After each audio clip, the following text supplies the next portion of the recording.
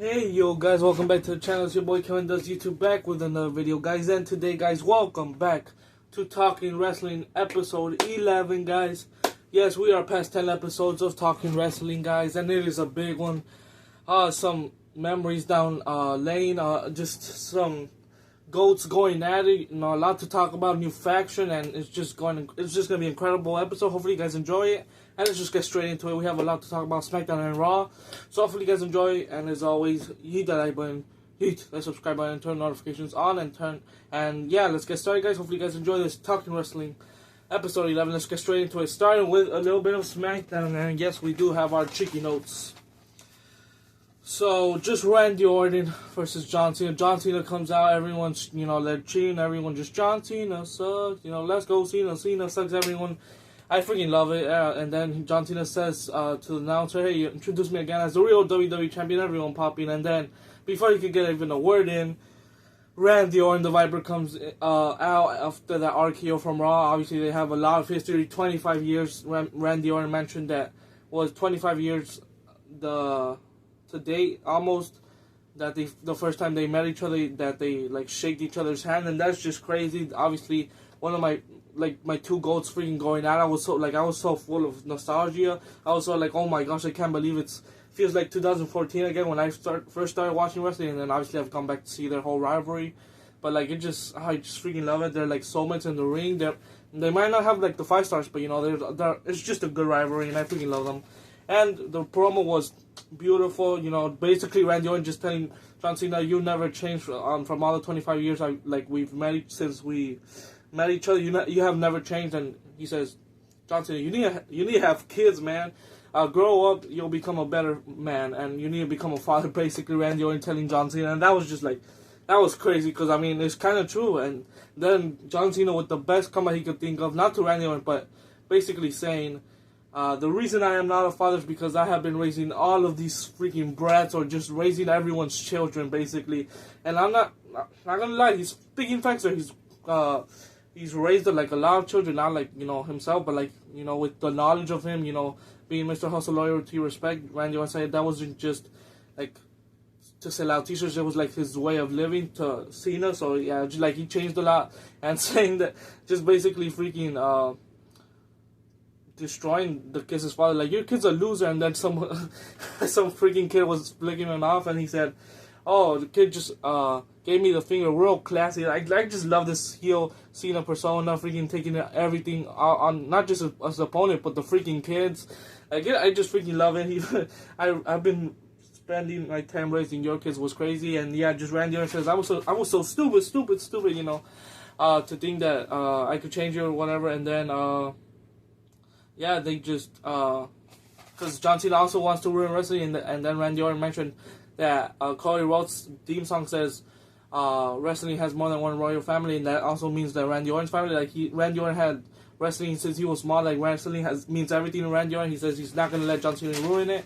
John Cena just says, I'm going to ruin everything, I'm make them forget the Orton name, basically, and you're going to be forever frozen at 14, and just, yeah, and then John Cena at the end throws the belt there, to Randy Orton, starts attacking him, and then as John Cena's about to hit him, he hits him with the RKO, and that is the full promo segment. It was a freaking great. There were some more lines, but basically just John Cena roasting the kids, the fathers, everyone, and just getting some shots at Randy Orton, and Randy Orton with the RKO, and yeah, holding the title looks incredible, but I don't know if he's gonna win it. We'll find out next week for predictions, but yeah, my two goals going at it at Backlash is going to be freaking incredible. I literally can't wait for it. This is going to be a good match. Hopefully it's one of their best matches, because they had a lot of good bangers, not going to lie, but hopefully this is a good one. They're both, in their 40s, so, but yeah, hopefully this match is good, and Randy Orton and Cena freaking cooked, and I just can't wait for the Backlash match in St. Louis, Missouri. So yeah, this promo was amazing. My two goals going at it. Freaking love it, man. I can't wait. So yeah, Randy and Cena promo 5 stars. Oh my goodness.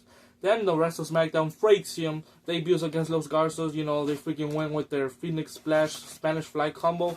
Freaking love it. Fraxium needs to win the tag titles like that. I think they're gonna be the ones to defeat Street Profits this year or next year. It doesn't matter, but Fraxium for sure I think are the next in line. DIY, Los Garça, maybe Pretty Deadly. There's a lot of freaking good tag teams in the SmackDown. They're for sure better than the Raw. Like, what does Raw even have? They have kind of Alpha Academy, but they're just doing like nothing, to be honest. Then we have the Creeds, War Raiders, New Day. I mean, yeah, you have veterans in the New Day. War Raiders are good. Alpha Academy is decent. You know, like, there's just not, but like, you have Motor City Machine Gun, DIY, Pretty Deadly, Street Profits, obviously the champions. Now you have Fraxium. Oh my goodness. And then hopefully they get the Lucha Bros in Raw, which I'm not gonna get into that whole. It was a good segment, but like Penta just Chad Gable, you know, Grande Americano is better than you, and then Penta, he says, don't mess with the Lucha Bros. So that's a little teaser of the Lucha Bros. And he said, pendejo. But yeah, anyways, just Penta kicked Chad Gable, just Chad Gable talking smack for El Grande Americano. You know, he's their best friends, obviously. So yeah, but yeah, and yeah, Fraxium debut versus Los Garza, 5-star match. Not really, but it was a good match for their debut. Los Garza are freaking incredible too, which they would have like a tag team title shot in the future. But Fraxium are for sure gonna climb up the ranks, and I see them as champions honestly this year because they're that amazing. Fraxium debut and beat Los Garza. Let's go. Then I don't know if I'm going in order, but I believe Jade Cargill versus Tiffany. Tiffany Stratton says she beat Charlotte Flair. That she's going to be the next Tiffany Stratton. She doesn't want to be the next Charlotte. She's going to be the one Tiffany Stratton. And then Jade Cargill comes out and they have a match. Oh my god. Jade Cargill versus Tiffany Stratton. Oh my gosh. This is like one of the dream matches I would love. Like if I had a dream match of women's, it would probably be one of them. Man, we had it at a SmackDown. Kind of like Stephanie Booker and Io Sky. They put on a banger. And so did Jade Cargill and Tiffany Stratton. They freaking put women's wrestling on the map on SmackDown, and that's why I'm loving just having single women's matches. I'm loving it. Like in this Raw, we also had like 2 single women's matches, and I'm freaking loving it. Now put them on PLDs, please. But yeah, this was an incredible match from both of them, and at the end, it had to be ruined. I thought it was gonna be like the same thing as Stephanie and Io, like no winner. Someone's gonna interrupt, and the ones that interrupted were Naomi and Nia Jax. Nia Jax attacking Stephanie, and then Naomi obviously is not done with Jade Cargill, so we're probably going to have Nia versus Tiffany, and Jade Cargill will take care of Naomi, or maybe a best of 3 between Naomi and Jade, who knows. And then hopefully, eventually, I do see at SummerSlam, Jade Cargill is going to be involved in some, like, women's or WWE Championship. I don't know yet, but she's going to be involved probably in a title match. And I can't wait. With Bianca, maybe? I don't know, but yeah. Tiffany for Jade Cargill, good match, and yeah. The interruptions kind of ruined it, but it was still a banger match. Then we had, I think, Jacob Fatu coming out with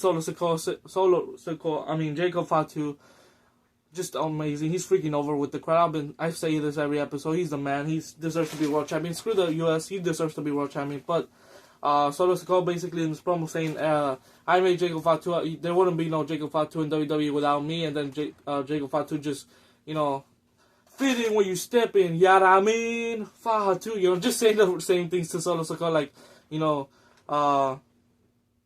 yeah, basically what he said, fit in when you step in, and yeah, if you don't, basically, how would I explain this? You know, if you keep messing up, I'm gonna freaking throw you. I'm gonna freaking kill you, basically. Like, Jacob Fatu, like, he doesn't want to be messed with, and Solo Sikoa, you know, basically messing with him, saying that he couldn't get there without, Solo Sikoa, that he basically won the US title because of Solo Sikoa, but yeah, and then out comes LA Knight, wants a rematch, and then Drew McIntyre of all people comes out, and I was like, oh, is he gonna want the US title? And then, I mean, that's what he's looking for, and it's looking like now, looks like we're gonna have a Fatal 4-Way, and honestly, for Jacob's first reign, having a Fatal 4-Way just proves how dominant he will be as a champion, but I wouldn't be mad if he loses in like a triple threat or Fatal 4-Way, but I don't see him losing this soon, but honestly, Drew McIntyre having the US title for a little bit, I don't think he's won it, maybe to become a Grand Slam champion. That would be pretty cool, because he's won tag team titles, obviously World Championships, IC title, that was his first title. He hasn't won the US, I don't think he has. So just for a little reign, just, he loses it, he pins LA Knight or Damian Priest maybe, and, you know, Jacob Fatu just gets it back and they have their match. That would be pretty cool. So time Jacob Fatu, and then he'll have a longer reign. But, that was just Drew McIntyre and Jacob Fatu, Drew McIntyre and, was it Soto? Who had a match? Was it Jacob Fatu and Drew McIntyre? Did they have a match? They might have had a match. I think they might have. Or was it Drew McIntyre? I think it might have been Drew McIntyre. Yeah, it was Drew McIntyre late night. I'm sorry, I forgot. For the number 1 contenders, it gets interrupted by Damian Priest, puts Drew McIntyre through an announce table. They just start brawling, and yeah, it looks like hopefully it'll be a Fatal 4-Way, so I can't wait for that. It's going to be a good match. So yeah, more shenanigans with the U.S. title. And then we have, for the first time, Zelina Vega wins the Women's United States Championship. Let's freaking go. Zelina Vega is finally a champion. She deserves it. She's deserved it, in my opinion, since 2023 when she had that freaking incredible match against Rhea Ripley in Puerto Rico. Oh my gosh. Since that, I've been pulling for Zelina Vega to win a championship. It's finally here. As much as I hated it to be against Chelsea Green, which deserves everything, but hopefully this means she's going up. Hopefully for the WWE Women's Championship. Honestly, I've been talking about Jade Cargill and Bianca, but I want Chelsea Green to defeat Tiffany Stratton. Like, Tiffany Stratton and Chelsea Green are two of my favorite. Just pass it on. You know, Chelsea Green deserves it. Oh, have her win Women's Money in the Bank. That would for sure be a freaking crazy idea. Like, that would be a good idea for Chelsea Green. She deserves it. You know, she just lost the U.S. Send her up with the Women's Money in the Bank, and obviously she doesn't have to catch him right away. Just have her build herself more up with the Women's Money in the Bank. But that's my pick, honestly, to win Women's Money in the Bank, Chelsea Green. And it's just like, what, 2 months away, 1 month and a half away? So it's already coming Money in the Bank, so that's crazy already. So yeah, finally Zelina wins a title with the U.S. belt, with the code red, I think it's called. And then after that, her husband, yes, Aleister Black has returned. The Miz cuts a decent promo saying, how am I off the WrestleMania match? No, I am the A-lister. Don't you all forget that I'm the A-lister, and I am awesome. You know, just cutting a decent promo, and then out comes Aleister Black. The lights go out. He rises from the kennels and all that. And his freaking theme song, his OG theme song, he has no Death Rebel got nothing, Death Rebel, they freaking stayed away from this, and I freaking love it. They didn't touch Aleister Black, and I freaking love it. Death Rebel stayed as far as possible from Aleister Black's theme song. If next week he comes out, because he's having a match against The Miz, next week, if he comes out to something like, oh my god, like a door knock, oh my god, but thank goodness his OGD, like, oh my god, oh my god, I freaking love it. No man is ever truly good. Oh my freaking, I love it. So yeah, Aleister's black. He takes out The Miz with a freaking black mask. The Miz also now white. Aleister now black. Aleister black. It just makes sense. The Miz and all white. I figured it was either White Six or obviously Aleister Black, but I do miss White Six so much. Hopefully when they come back, hopefully eventually, they're saying Alexa Bliss might be the leader. But anyways, that's another different topic. They just need to come back with a good storyline, because I freaking miss them. So yeah, Aleister Black is back. Let's freaking go. I miss him so much. And imagine the matches: Aleister Black versus Rusev. Oh my gosh, versus Rey Fenix, even versus Penta. Oh my gosh, and like people that haven't been here. Even another feud with Aleister and Cody Rhodes. Aleister versus Rey Mysterio. They've had a little rivalry before, or not rivalry, but like. They've tag teamed before. I don't think they've fought ever, but there's just so many like good matches with Aleister Black. Like Rusev coming back, Aleister Black, Ricky Saints coming to WWE, like Rey Fenix, Penta. Oh my god, there just have been so many good WWE call-ups. Ethan Page, Shawn Spears, like mostly AEW to WWE, but still, like, yeah, they changed the game for sure, and Aleister Black's gonna change the game. It's not like he came from AEW, like he was in WWE before, but anyways, Aleister Black is back. Let's go. Then yeah, I think it's time for that screw job from WrestleMania that it wasn't a card. But there is some like pros to this. It was a SmackDown. They got free time. Maybe in SmackDown in WrestleMania might have been cut. But still, I feel like maybe they wouldn't have this banger. And if they didn't have this banger in WrestleMania, then maybe it was better for them to get off the card. But let's not talk about the bad things. We had this match, and that's all that matters. In SmackDown, it's fine, whatever. We got this incredible. There's so much spots to talk about. Obviously, a triple threat match with Street Profits, Motor City Machine Gun, and DIY. Oh my gosh, we had freaking literally in the first minute just suicide dive, and then Johnny Gargano freaking throws a chair to Chris Saban's face, and then freaking suicide dive through the tables. Montez Ford, I think, to Ciampa, freaking throwing himself on Ciampa through the table. Oh my god, that was incredible. Freaking white noise or air raid crash. I think that's what he calls it. Through the ladder, freaking breaking, actually going through. I thought he was just gonna like bounce off it, but no, he freaking went through. Tommaso Ciampa, freaking. I think he put. What did he put? Was it Montez Ford? I don't know. He put one of them through the freaking ladder. That was freaking crazy. There was like a spear through the table, I believe. Yeah, and then the blockbusters through the chairs. Then Montez Ford freaking got a prosthetic leg, freaking started beating everyone up. That was freaking incredible. And then freaking Skull and Bones through the freaking table, like Motor City Machine Gun doing the freaking finisher through the table. That was amazing. And yeah, freaking obviously the suicide dive that through the turnbuckle that Montesfort always does. And Montesfort was crazy. And then Angelo Dawkins. Don't disrespect Angelo Dawkins. He's just proving that he's as good as Montesfort. Excuse me.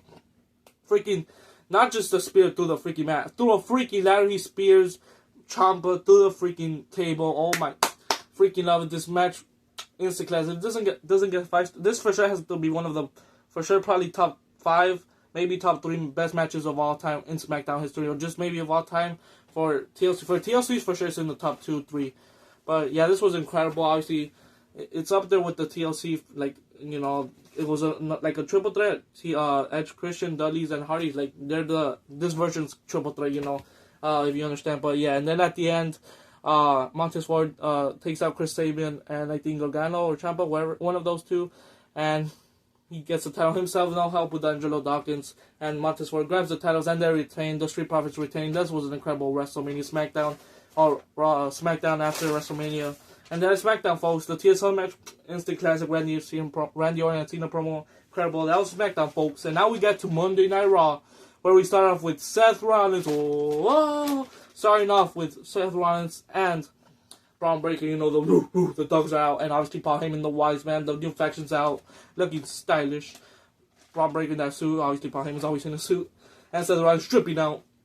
And then who interrupts them? Sami Zayn. So Seth Rollins, before Sami Zayn comes out, he says, you know, I am the visionary revolutionary, I'm the future, I am the vision for this company, like the future goes through me, Seth Rollins. Then Sami Zayn comes out, basically, the whole promo is just,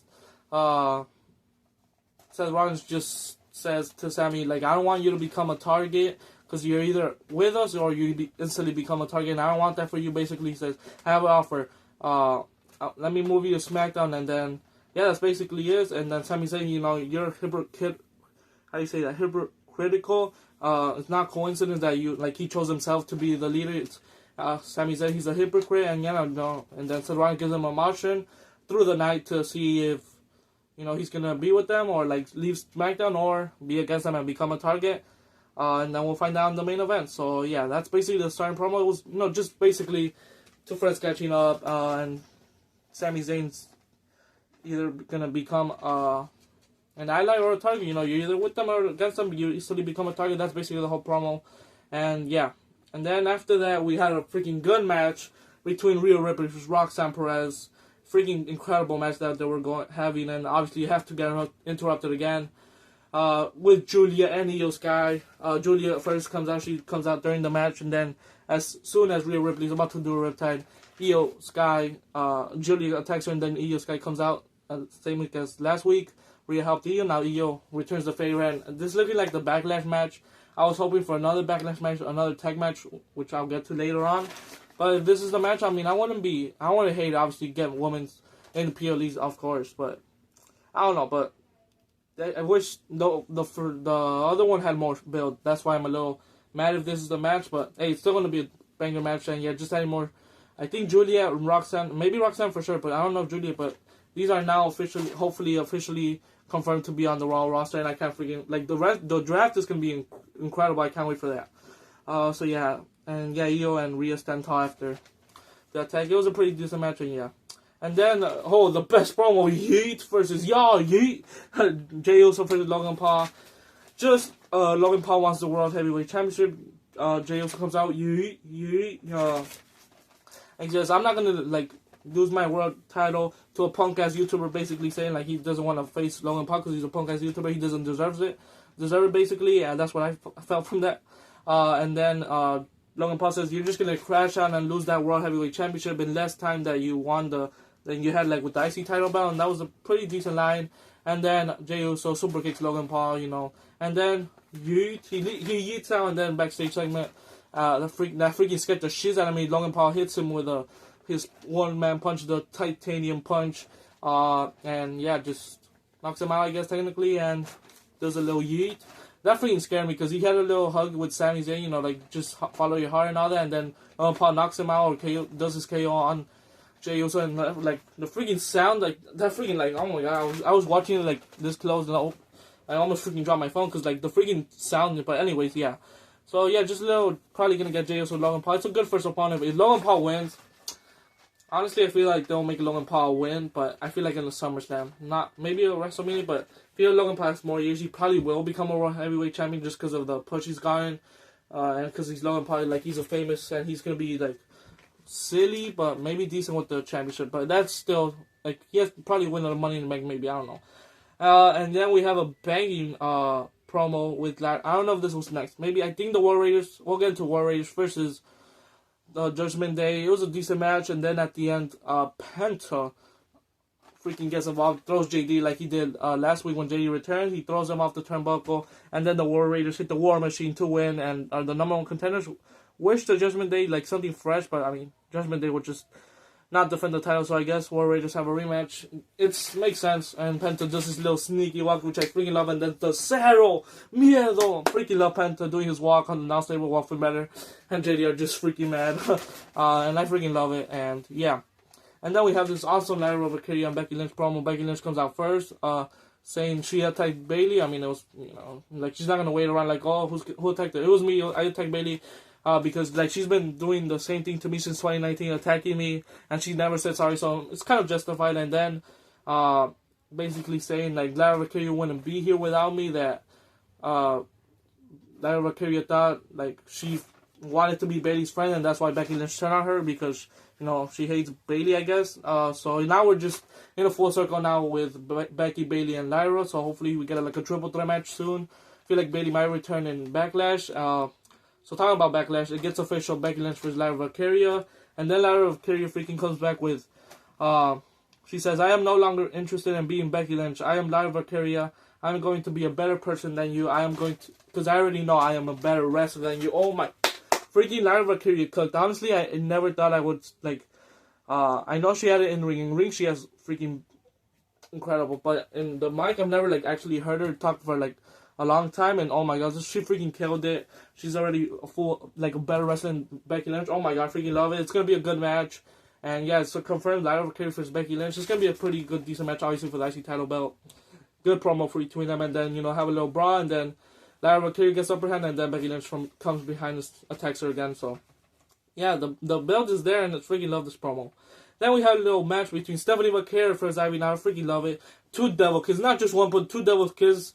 Freaking Booker T wouldn't be alive if he was on commentary, so thank God he wasn't there. But yeah, Stephanie McCare does defeat Ivy Nile. Ivy Nile freaking, like, that superplex was incredible. Like, they freaking went at it, and Ivy Nile was freaking underrated. I do see her as a future IC champion for sure. She freaking kills it, and maybe, you never know, maybe a future world champion. Obviously, Stephanie McCare, just give her out the gold. I freaking love her.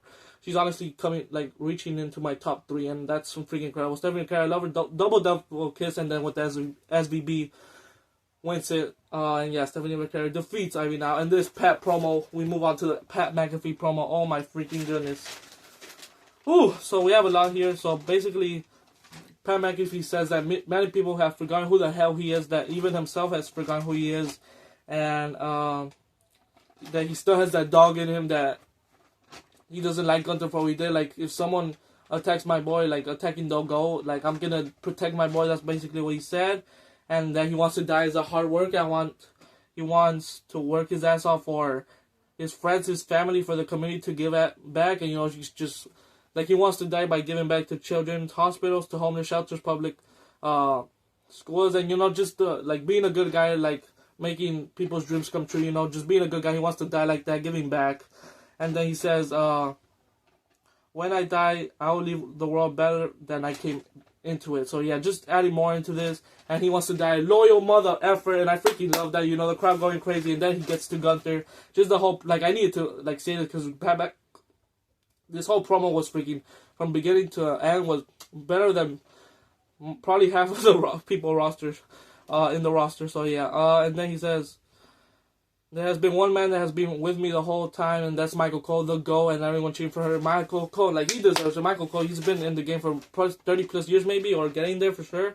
And then he says he wanted to protect this boy, and then Gunther attacked him from behind, and he shouldn't do, and people have said, you shouldn't do that to Gunther. And he says, F that, fuck that. To all those people that said that, he says, I want to challenge Gunther. What else did he say? He says, if I die, I'm I die. You got a problem with Cole, you got a problem with me, Gunther. And he says, he calls out the Nick Aldis. And then, yeah, they make the match official. Pat McAfee versus Gunther. Just freaking strong that if I die, I die. I just want to fight Gunther, get payback for Michael Cole. Basically, this whole promo, like, I want to die as an honorable man. You know, I want to give back to the community. And that's how his promo, and I freaking love this Pat McAfee promo. And it looks like we're getting Gunther versus Pat McAfee at Backlash. Honestly, this might be a good match. Obviously, Gunther's gonna beat the freaking living shiz out of Pat McAfee. But it's like a good story. Not gonna line up freaking good promo from Pat McAfee. And I feel like this is just to get Gunther his edge back. You know, he's gonna dominate for sure the match. Maybe even a squash match, but we'll see. Maybe Michael Cole gets involved somehow. I don't know, but I'm liking this match. Some people might, but I'm liking the storyline. And obviously, it all started because of Pat McAfee, you know, beating himself in commentary and Gunther just pissed. But anyways, yeah, that was a freaking fiery promo from Pat McAfee. One of the best promos this year, honestly, not gonna lie. And then we get to that main event. So obviously, Sami Zayn, you know, he got, like, throughout the night, he got, like, you know, even Karrion Kross says, like, just do what you believe, or, like, he said, like, something, like, devilish, like, you know, like, kind of like the devil on your side, you know, you, like, make the right decision, basically, and just walking around him. So that got Karrion Kross's TV time. I heard a little pop, so, hey, Karrion Kross is on TV, let's freaking go, just keep it like that. Let's keep it more than 15 seconds, please, because that's how he got here, like, you better make the right decision, you know. But anyways, just wanted to talk about Karrion Kross. Karrion Kross deserves a push after that freaking promo he did last week. And yeah, Sami Zayn says basically to Seth Rollins, go to hell, I'm not gonna go to SmackDown, I'm gonna stay here, I'm gonna fight, I'm gonna become a WWE champion, I'm gonna become a world champion, and I'm gonna do it my way, I'm gonna do it the right way. Just freaking the passion that Sami Zayn brings to promos is always electric. And yeah, and then the Wolf comes out, the Braun Breaker comes out with Paul Heyman looking incredible. I freaking love Braun Breaker's theme song also. He has everything now with the theme song, freaking badass look, and future world champion for sure. And yeah, finisher, oh my god, love it. So yeah, guys. And then we have a little Sami Zayn versus Braun Breaker match. It's alright, it's all going good. And then that first spear hits, and after that it was all over. He hits another spear in the ring, and then, you know, the refs is trying to get, like, break the match up. And then the security or doctors get Sami out of the ring, and then I think Seth Rollins was like, and then he freaking goes to spear him, he runs all over, spears the shit, and freaking, like, literally threw him to the freaking barricade almost. Like, that was a devastating, 3 devastating spears back to back to back. And then I don't think that was enough. I think he hit him with one more spear, and then Seth Rollins hit the stomp to end this Raw. This SmackDown and Raw were freaking incredible. The storyline has been progressing now with Seth Rollins, Braun Breaker, and Paul Heyman. I'm freaking loving this faction. And is there a new member? Who knows? If I was now to end the video, who do I want to join the new Seth Rollins, Paul Heyman, and Braun Breaker faction? The Evolution 2.0, some people have been saying, but just this new faction, who I want, either man or woman. For woman, it just makes more sense, and I actually want it. Becky Lynch, she became, like, literally a heel the same night as Seth Rollins, I think, or like the night after Seth Rollins, I guess. Technically 2 nights, but yeah. So the same weekend that Seth Rollins, they became heels. And it just, I mean, obviously, and their husband and wife, it just makes more sense. And obviously, Becky Lynch, the veteran, could, like, end up to become the first ever Paul Heyman woman, technically. That would be incredible. So that's my pick, Becky Lynch. If there's, like, a woman in this, at least, Becky Lynch, it makes no more sense. But, like, if you, like, someone from the ground to build her up, maybe, like, would be, like, a pretty good, maybe, like, a Roxanne Perez, maybe. That's not a bad shout, but it wouldn't make too sense. Bailey, I don't know. But, yeah, that's my pick for women, Becky. And then, man, honestly, give me a freaking Austin Theory. I freaking love it. Have Austin Theory edge out from Grayson Waller. I mean, it would have to make Austin Theory a heel, and I feel like he's on the way to being a babyface. So maybe that doesn't make sense, but that's what I want. So yeah, obviously there's a ton of options. Carmelo Hayes, you know, Ethan Page even. Like, there's so many options, but hopefully you guys enjoyed this video. Raw and SmackDown were freaking incredible. I can't wait for Backlash. The confirmed matches so far: Gunther versus Pat McAfee, Larry Carey versus Becky Lynch, IC title on the line, and Randy Orton might go with my other goal, John Cena, for the WWE Undisputed Championship. The last real champion versus the goal, Randy Orton. The 2 goals are going at it in 2025. I can't freaking wait. My Backlash is going to be incredible. Nostalgia for me. I freaking love it. I can't wait for Backlash just because of Randy and Cena. There would have been no match, just Randy Orton and Cena. Oh my god, I would have freaking still loved the PLE. So yeah, guys, thanks so much for watching, guys. And yeah, that was SmackDown and Raw. And yeah, guys, thanks so much for watching. As always, hit that like button, hit that subscribe button, turn notifications on. And this was Talking Wrestling, episode 11. A 30-minute video, not bad. So thanks so much for watching, guys. And I'll see you next week for episode 12. Peace out.